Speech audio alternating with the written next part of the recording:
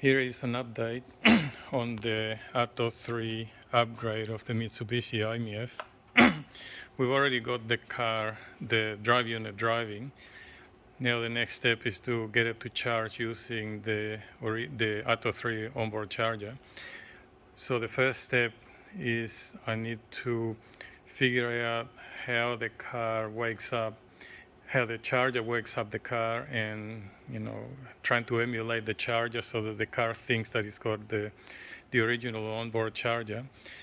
There are a few signals to get the onboard charger to work, the original onboard charger to work, so I need to toggle a few lines to be able to wake the car up.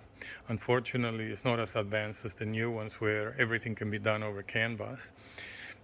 So what I've done is I've got a switch here. This switch simulates plugging the gun into the car. So I've got some relays to simulate the signals, which go all the way back to this plug, which is actually replacing this socket here, which is where the the onboard charger plugs in. The onboard charger is already disconnected, so it's not plugged in.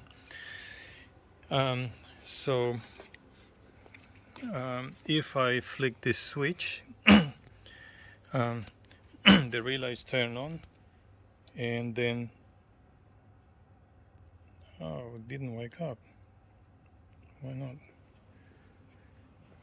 It should have woken up. Let me check. Oh yeah, it did wake up. I just didn't hear the contactors.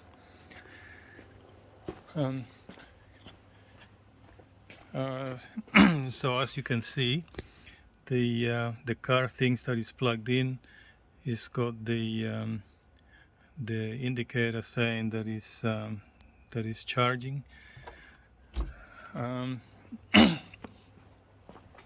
And we are transmitting the signals, which make the car think that it's actually charging. So the car is requesting 370 volts and 6.3 amps going to the battery.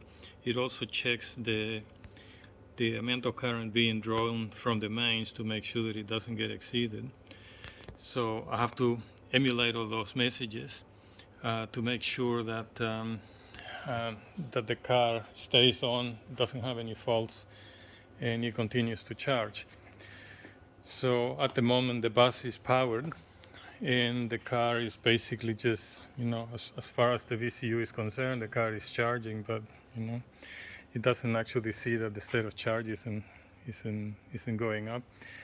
I have also had to spoof the current going into the battery, because the car actually compares the current from the charger it compares the current that the charger says that it's producing, the current that is going into the battery, and the current that the car is asking the charger to charge.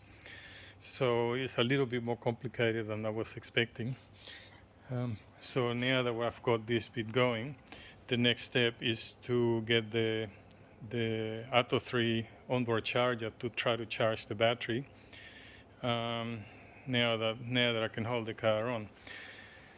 So I've got the original plug, and I think there is also a very good chance that it will actually fit into the original port.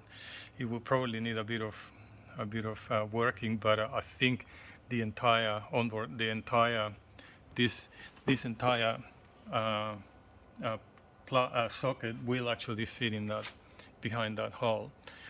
So I've got all the wires connected to the Atto3 drive unit, and I have also checked that it detects when I plug in the socket. Now I just got to go and emulate everything that the Atto3 is expecting to be able to charge the battery. So maybe in a few more days I'll be able to charge it at 6.6 kilowatts. Just stay up, keep an eye out for the updates.